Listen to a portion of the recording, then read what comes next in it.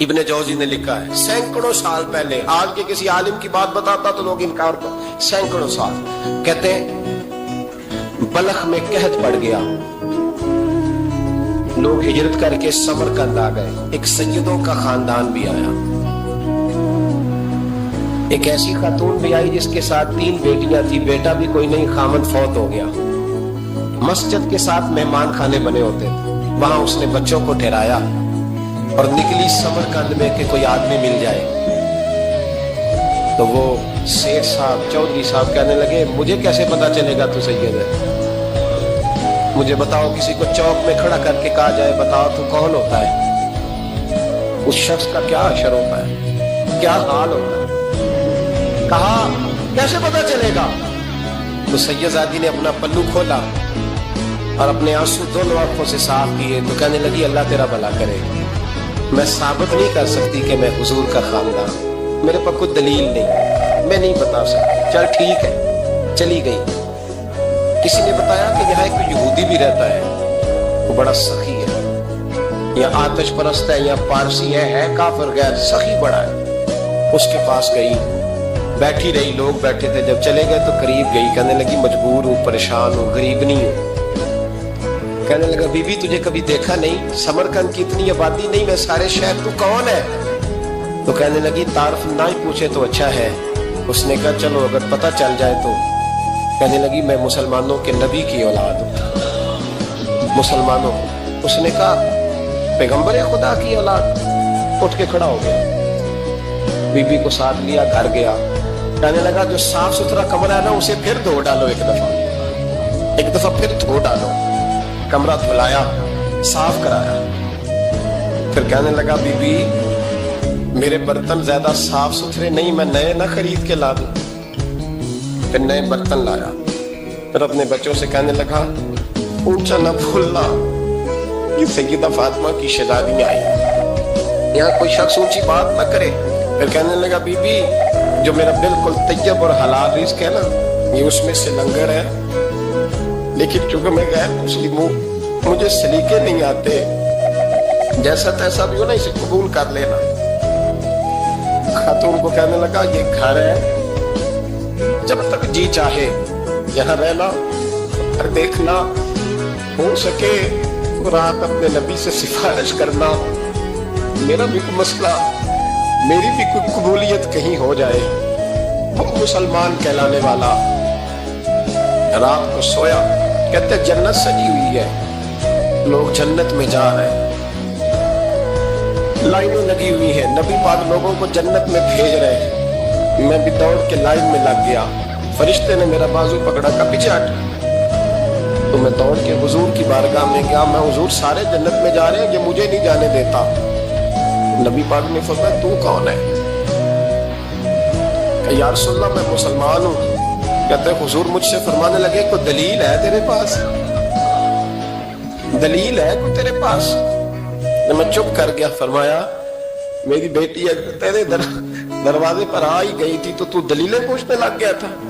میں جا دوڑ جا، سویرے آنکھ کھلی تو گلیوں میں ڈھونڈتا پھرتا ہے، تلاش کرتا پھرتا ہے، کونے کونے میں جاتا ہے وہ سادات کا گھرانہ کہاں گیا، ڈھونڈتے ڈھونڈتے اس غیر مسلم کے دروازے پہ جا کے پہچان لیا، تو کہنے لگا خدا کا واسطہ جو تو نے نوکری کی ہے نا ان کی مجھ سے 11 گنا لے لے، یہ سادات کا گھر مجھے دے دے۔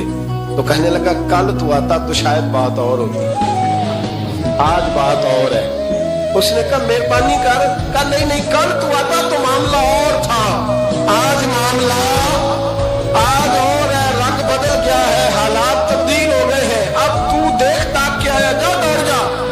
کہنے لگا نہیں مہربانی کر، دے دے، تو غیر مسلم میں تیرا کیا تعلق؟ کہنے لگا چپ کر، غیر مسلم میں کل تک تھا، کل سے سیدوں سے پیار کیا ہے تو میرے حالات سنور گئے ہیں، وہ جو نظارے تو نے رات خواب میں دیکھے ہیں میں نے جاگتی آنکھوں سے دیکھے ہیں، میں نے جاگتی آنکھوں سے، اور تو نے کسی مفتی پیر عالم کے ہاتھ پہ کلمہ پڑھا ہے، میں نے رات محمد عربی کے ہاتھ پہ کلمہ پڑھا۔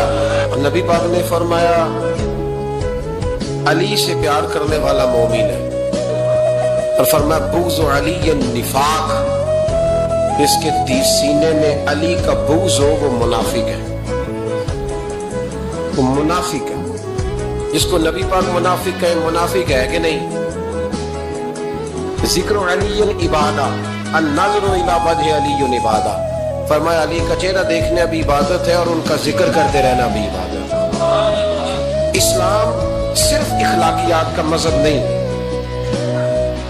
اخلاق، مسلمان کا اخلاق یہ اس کا پھل ہے، یہ اس کا پتے ہیں، پھول ہیں۔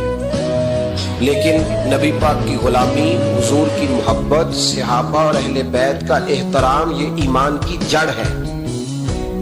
جڑ مضبوط نہ ہو تو نہ پھول اگتے ہیں، نہ پھل آتے ہیں، نہ ٹہنیوں پر کوئی پتا آتا ہے۔ جڑ کا مضبوط ہونا بڑا ضروری ہے۔ ان محبتوں کا سینے میں اٹھنا،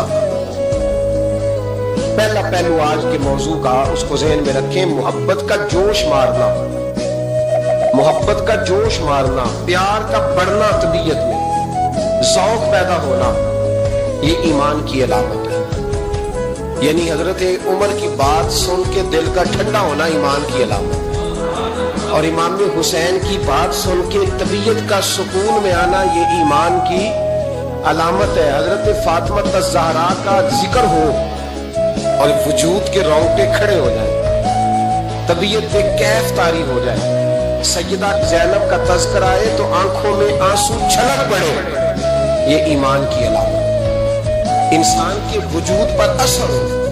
لیکن جو آدمی کچی کچی باتیں کرے، کمزور کہانیاں سنائے کہ نہیں جی وہ ٹھیک ہے، اہل بیت ہی اصل تھے، سارا کچھ وہی تھے، صحابہ بس وہ، بھائی جس آدمی کے پیچھے مولا علی نماز پڑھتے ہیں وہ بندہ تجھے قبول کیوں نہیں؟ جس ابو بکر صدیق کے پیچھے وہ نمازیں پڑھتے ہیں تجھے کیوں نہیں قبول؟ جس عمر کے وہ مشیر بنتے ہیں تجھے کیوں نہیں حضرت عمر قبول؟ اور جس عثمان غنی کے بارے میں مولا علی کی یہ رائے ہے کہ امام حسن اور حسین کو تلواریں دے کے حضرت عثمان کے دروازے پر کھڑا کر کے کہا بیٹا یہاں کھڑے رہنا، کوئی دشمن عثمان کے قریب نہ آنے پائے، تو جس عثمان کے حضرت علی محافظ ہیں تجھے وہ عثمان کیوں قبول نہیں؟ یاد رکھو، ہم لعنت بھیجتے ہیں فرقہ واریت پر، امت کو تباہ کرتے ہیں وہ لوگ جو فرقہ واریت پیدا کرتے ہیں۔ لیکن آپ کو بتاؤں، جس جماعت سے آپ کا تعلق ہے نا، اس جماعت کی امت مسلمہ کو ضرورت ہے۔ قیامت بھی 10 محرم کو ہی آئے گی، جمعے کا دن ہوگا، تو میں آج دل کو حاضر ناظر رکھ کے، اپنی طبیعت کو حاضر پا کے باشعور آپ کو کہہ رہا ہوں، جاگ کے سننا خدا کا واسطہ۔ آپ اس جماعت سے تعلق رکھتے ہیں، اگر کافر کے سامنے اسلام کا کوئی چہرہ پیش ہو سکتا ہے تو صرف سنی کا چہرہ پیش ہو سکتا ہے، ختم ہو گئی بات۔ ورنہ کوئی صحابی کا بھی ادب ہے، کوئی اہل بیت نبوت کا، آج مجھے کہہ لینے دو، کھل کے کہہ لینے دو۔ لوگ دلیلیں دیتے پھرتے ہیں، کہتے ہیں جی ایک وہ پینٹ کوٹ والا مولوی ہے، اس نے اینک بھی لگائی ہے، داڑھی بھی رکھی ہے، پینٹ کوٹ بھی پہنتا ہے، اس نے جی 1500 بندہ ایک دن مسلمان کر دیا، ایک دن 1000 مسلمان کر دیا۔ پر پتہ ہے وہ بدبخت کہتا کیا ہے؟ وہ کہتا ہے امیر المومنین یزید رضی اللہ تعالیٰ عنہ، میں کیا کروں اس کے 1500 مسلمان کو یا 2000 اس کے کلمہ، اور وہ یہ بڑی دلیلیں دیتا ہے، وہ دلیلیں سنبھال کے رکھے، وہ دلیلیں جو جی بڑے لوگ اس کے ساتھ ہوتے ہیں، تو کربلا کے موقع پر زیادہ لوگ یزید کے ساتھ تھے، زیادہ لوگ، ہم کثرت کے قائل نہیں، ہم حق کے قائل ہیں، ہم اب چھوڑ دو بات، دلائل کی طرف آؤ۔ عجیب تماشا ہے، اور ایک مولوی صاحب اس کی حمایت کر رہے تھے، کہتے نہیں بندہ ٹھیک ہے، وہ بھول گیا تھا، اصل میں قصور عبید اللہ ابن زیاد کا تھا، اصل میں غلطی عمر بن سعد کی تھی، تو یزید کو زیادہ الزام نہیں دینا چاہیے۔ میں نے کہا بڑی تمہاری قریبی رشتہ داری ہے یزید کے ساتھ، تو اللہ سے دعا کیوں نہیں مانگتے کہ تمہارا حشر یزید کے ساتھ کرے؟ مانگنی چاہیے نا دعا، کیا خیال ہے آپ کا؟ ہم الحمدللہ جمعے والے دن مسجد میں بیٹھ کے دعا کرتے ہیں، یا اللہ ہمارا حشر امام حسین کے غلاموں میں کرنا، تو بھی کرنا، جرت کر، جرت ہماری جرت دیکھ، ہم یہ نہیں کہتے ان کے ساتھ کر، ہم کہتے ہیں یا اللہ ہمارا حشر ان کے، ہماری جرت دیکھو، ہم ان کے غلاموں میں، قدموں میں، نوکروں میں بیٹھنے کو وہ دعا مانگ رہے ہیں، یا اللہ ہمارا ان کے غلاموں میں، غلاموں کے، تو بھی جرت کر کر دلیری، کر جرت، کہ یا اللہ میرا حشر یزید کے ساتھ کر دلیری اگر اتنا ہی اچھا تھا۔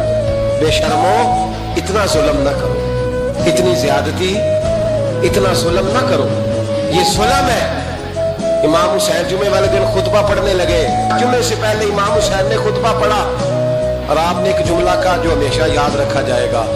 آپ نے فرمایا یزید کو جا کے بتا دو کہ مجھ جیسا تجھ جیسے کی بیعت نہیں کر سکتا۔ او کیا فکرہ ہے امام علی مقام کا۔ فرمانے لگے مجھ جیسا تجھ جیسے کی بیعت، اور آپ فرمانے لگے بتاؤ اس وقت پوری دنیا میں کوئی نبی کا نواسا موجود ہے میرے سوا؟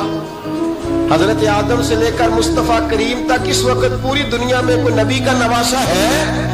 اور فرمایا اگر میں ہی ہوں پوری کائنات میں، لوگ کہتے ہیں فلانا علامہ صاحب کی تبلیغ بڑی ہے، ہم سے بڑا کون ہوگا تبلیغ کی بات کرنے والا؟ لیکن ڈرو اللہ سے، ڈرو، گمراہ نہ کرو قوم کو۔ یہاں تباہی اتر گئی ہے، کوئی بڑی داڑھی رکھ کے معاذ اللہ تعالیٰ اہل بیت کے بارے میں بکواس کرتا ہے، اور کوئی بالکل داڑھی مڈا کے ننگا سر کر کے ممبروں پہ ناچتا ہے اور صحابہ کے بارے میں بکواس کرتا ہے۔ میرے مصطفیٰ کے پاس اگر ابو بکر آئے ہیں تو وہ بھی شان والے ہیں، اور اگر بی بی عائشہ صدیقہ ان کے بستر پہ رہی ہے تو وہ بھی شانوں والی ہے۔ مولا علی شیر خدا کے بارے میں جو بات کرے پکا بے ایمان ہے۔ عجیب تماشا لگ گیا ہے جی، جو رب نبی پاک کے جسم کے قریب مکھی نہیں آنے دیتا وہ گندا بندہ حضور کے قریب آنے دیتا ہے؟ عجیب تماشا ہے، امت کو تباہ کر رہے ہو، کافر کو موقع دے رہے ہو یہ کہنے کا کہ تمہارے نبی کے پاس بیٹھنے والے ٹھیک نہیں تھے۔ اگر حضور کے پاس بیٹھنے والے ٹھیک نہیں تھے تو بعد والے کیسے ٹھیک ہو گئے؟ تو یہ باز آنا چاہیے ان بے شرموں کو، یہ امت میں تفرقہ ڈالتے ہیں۔